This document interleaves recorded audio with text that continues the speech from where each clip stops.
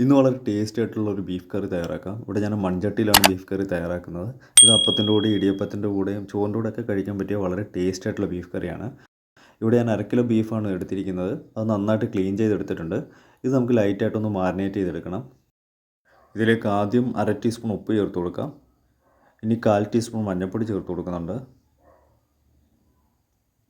1/2 table spoon മല്ലിപ്പൊടി ചേർത്ത് കൊടുക്കാം.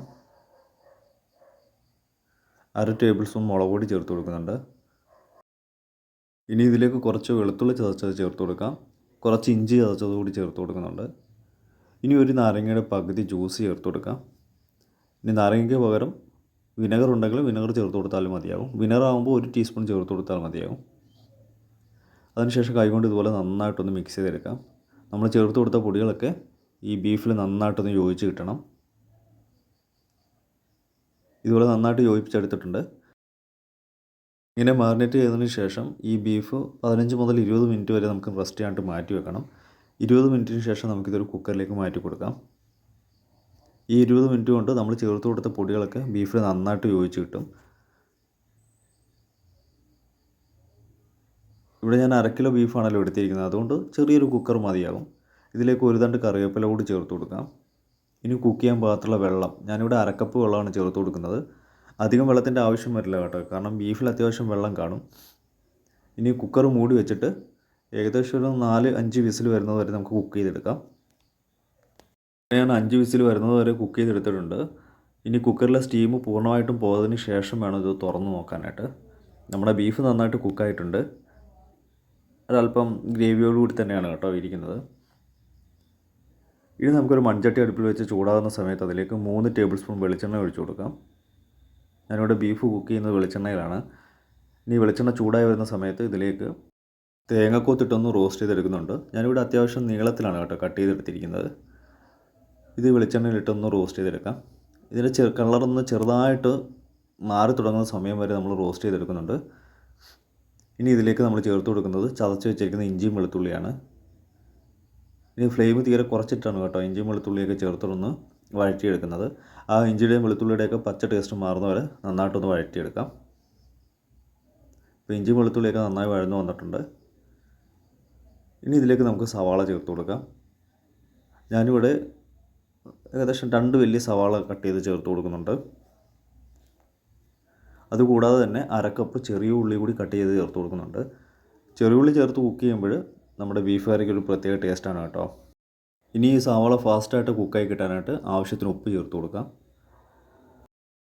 ഇനി ഇതിലേക്ക് 4 പച്ചമുളക് കീറി ഇട്ട് കൊടുക്കുന്നുണ്ട്. ഇത് അധികം എരിവില്ലാത്ത മുളകാണ് കേട്ടോ, അതുകൊണ്ടാണ് 4 എണ്ണം എടുത്തിരിക്കുന്നത്. ഇനി 2 കറിവേപ്പില കൂടി ചേർത്ത് കൊടുക്കാം. അതിനുശേഷം നന്നായിട്ടൊന്ന് വഴറ്റി കൊടുക്കാം. ഞാനൊരു മീഡിയം ഫ്ലെയിമിലിട്ട് വളരെ കുറച്ച് സമയം നന്നായിട്ടൊന്ന് വഴറ്റി കൊടുക്കുന്നുണ്ട്. ഈ ഉള്ളിയൊക്കെ നന്നായിട്ട് വഴന്ന് വരണം കേട്ടോ, എങ്കിൽ മാത്രമാണ് നമ്മുടെ ബീഫ് കറിക്ക് നല്ല കൊഴുപ്പ് കിട്ടുക. വളരെ കുറച്ച് സമയം നന്നായി വഴറ്റിയതിന് ശേഷം ഒന്ന് മൂടി വെച്ചിട്ട് നമുക്ക് കുക്ക് ചെയ്യാം. ഏകദേശം 2 മിനിറ്റ് ഞാൻ മൂടി വെച്ച് കുക്ക് ചെയ്തു. അപ്പോഴേക്കും നമ്മുടെ ഉള്ളിയൊക്കെ നല്ല സോഫ്റ്റായിട്ട് വന്നു. ഉള്ളി നല്ല സോഫ്റ്റായി കിട്ടണം കേട്ടോ, എങ്കിൽ മാത്രമാണ് നമ്മുടെ കറിക്ക് നല്ല കൊഴുപ്പ് കിട്ടുക. നമ്മുടെ സവാളയും ചെറുള്ളിയൊക്കെ നന്നായിട്ട് വഴന്ന് വന്നിട്ടുണ്ട്. ഇങ്ങനെ നന്നായി വഴന്നതിന് ശേഷം നമുക്കിതിലേക്ക് പൊടികളൊക്കെ ചേർത്ത് കൊടുക്കാം. ആദ്യം ഇതിലേക്ക് മഞ്ഞൾപ്പൊടി 1/4 ടീസ്പൂൺ ചേർത്ത് കൊടുക്കാം. ഇനി 1 ടേബിൾ സ്പൂൺ മല്ലിപ്പൊടി ചേർത്ത് കൊടുക്കുന്നുണ്ട്. 2 ടേബിൾ സ്പൂൺ കണക്കാക്കി മുളക് പൊടി ചേർത്ത് കൊടുക്കാം. നമ്മൾ ആദ്യം ബീഫിൽ കുറേ പൊടികളൊക്കെ ചേർത്ത് കൊടുത്തതാണ്, അതിനനുസരിച്ച് വേണം ഇതിൽ പൊടികളൊക്കെ ചേർക്കാനായിട്ട്. ഇനി 1 ടീസ്പൂൺ കണക്കാക്കി ഗരം മസാലയും കൂടി ചേർത്തിട്ട് ആ പൊടികളുടെ പച്ച ടേസ്റ്റ് മാറുന്നവരെ നന്നായിട്ട് വഴറ്റിയെടുക്കണം. നമ്മൾ ചേർത്ത് കൊടുത്ത പൊടികളെല്ലാം ഉള്ളിയിൽ നന്നായിട്ട് യോജിച്ച് വന്നിട്ടുണ്ട്.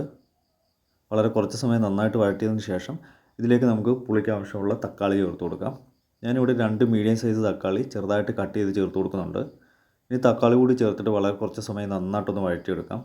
തക്കാളിയൊക്കെ നല്ല ഉടഞ്ഞ് പേസ്റ്റ് രൂപത്തിലാകുന്നവരെ നന്നായിട്ട് വഴറ്റിയെടുക്കണം. ഇവിടെ തക്കാളിയൊക്കെ നന്നായിട്ട് ഉടഞ്ഞ പരുവത്തിലായിട്ടുണ്ട്.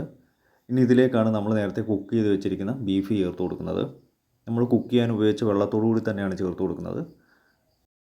ബീഫ് എപ്പോഴും നമ്മൾ കയ്യിലെടുത്ത് ഇങ്ങനെ ഞെക്കുന്ന സമയത്ത് നല്ല സോഫ്റ്റായിട്ട് വരണം, ആ ഒരു പരുവത്തിൽ കുക്ക് ചെയ്തെടുക്കണം. അങ്ങനെ കുക്ക് ചെയ്ത് വെച്ചിരിക്കുന്ന ബീഫ് മുഴുവൻ നമ്മൾ മസാലയിലേക്ക് ചേർത്ത് കൊടുത്തു. അതിനുശേഷം ഇതുപോലെ നന്നായിട്ടൊന്ന് ഇളക്കി യോജിപ്പിച്ചെടുക്കാം. നമ്മൾ ചേർത്ത് കൊടുത്ത മസാലയൊക്കെ ബീഫിൽ നന്നായിട്ട് യോജിച്ച് വരണം. ഉപ്പ് കുറവായതുകൊണ്ട് ഞാൻ ആവശ്യത്തിന് ഉപ്പ് ചേർത്ത് കൊടുക്കുന്നുണ്ട്. ഉപ്പ് കൂടി ചേർത്തിട്ട് ഒന്നുകൂടി ഇളക്കി യോജിപ്പിച്ചെടുക്കാം. ഇനി ഇത്രയും ഗ്രേവി ആവശ്യമില്ല എന്നുണ്ടെങ്കിൽ കുറച്ച് വെള്ളം ചേർത്തിട്ട് വേണം കേട്ടോ ബീഫ് കുക്ക് ചെയ്യാനായിട്ട്. ഏകദേശം 5 മിനിറ്റ് കൂടി ഞാൻ കുക്ക് ചെയ്തെടുത്തു. എണ്ണയൊക്കെ തെളിഞ്ഞിട്ട് നമ്മുടെ ബീഫ് കറി നല്ല പാകത്തിന് റെഡി ആയിട്ടുണ്ട്. ഞാനിവിടെ അല്പം കൂടി ഒന്ന് കുക്ക് ചെയ്തെടുക്കുന്നുണ്ട് കേട്ടോ. ഫൈനലി ഞാൻ ഇതിലേക്ക് കുറച്ച് കുരുമുളക് പൊടി ചേർത്ത് കൊടുക്കുന്നുണ്ട്. 1/2 ടീസ്പൂൺ കണക്കൊക്കെ കുരുമുളക് പൊടി ചേർത്ത് കൊടുത്തു. കുറച്ച് കറിവേപ്പില കൂടി ഇതുപോലെ ഒന്ന് സ്പ്രെഡ് ചെയ്തിട്ട് കൊടുക്കുന്നുണ്ട്. ഇനി മൂടി വെച്ചിട്ട് ലോ ഫ്ലെയിമിൽ 2 മിനിറ്റ് കൂടി ഒന്ന് കുക്ക് ചെയ്തെടുക്കുന്നുണ്ട്. അങ്ങനെ വളരെ ടേസ്റ്റി ആയിട്ടുള്ള നമ്മുടെ ബീഫ് കറി ഇവിടെ റെഡി ആയിട്ടുണ്ട്. നല്ല തിക്കായിട്ടുള്ള ഗ്രേവിയോട് കൂടിയ ബീഫ് കറിയാണ്. നല്ല ടേസ്റ്റി ആയിട്ടുള്ള ബീഫ് കറിയാണ്. ഇത്രയും ഗ്രേവി ആവശ്യമില്ലെങ്കിൽ നമ്മൾ കുക്ക് ചെയ്യാൻ ഉപയോഗിക്കുന്ന വെള്ളത്തിൻ്റെ അളവ് കുറച്ചാൽ മതിയാവും കേട്ടോ. അപ്പോൾ എല്ലാവരും ഇതേ രീതിയിൽ വീട്ടിൽ ട്രൈ ചെയ്ത് നോക്കണം. ഇന്നത്തെ റെസിപ്പി എല്ലാവർക്കും ഇഷ്ടമായി എന്ന് ഞാൻ കരുതുന്നു. വീഡിയോ ഇഷ്ടമായാൽ ലൈക്ക് ചെയ്യാനും ഷെയർ ചെയ്യാനും സബ്സ്ക്രൈബ് ചെയ്യാനും അതോടൊപ്പം തന്നെ കമൻറ്റ് ചെയ്യാനും മറക്കരുത്. ഈ വീഡിയോ യൂസ്ഫുൾ ആയിട്ട് തോന്നുകയാണെങ്കിൽ മാക്സിമം ഷെയർ ചെയ്ത് സപ്പോർട്ട് ചെയ്തേക്കണേ. തൊട്ടടുത്ത് കാണുന്ന ആ ബെൽ ബട്ടൺ കൂടി ഒന്ന് എനേബിൾ ചെയ്താൽ ഞാൻ അയക്കുന്ന വീഡിയോസിൻ്റെയൊക്കെ നോട്ടിഫിക്കേഷൻ ആ സമയത്ത് തന്നെ നിങ്ങളിൽ എത്തിച്ചേരുന്നതാണ്. നല്ല റെസിപ്പിയുമായി വീണ്ടും കാണാം.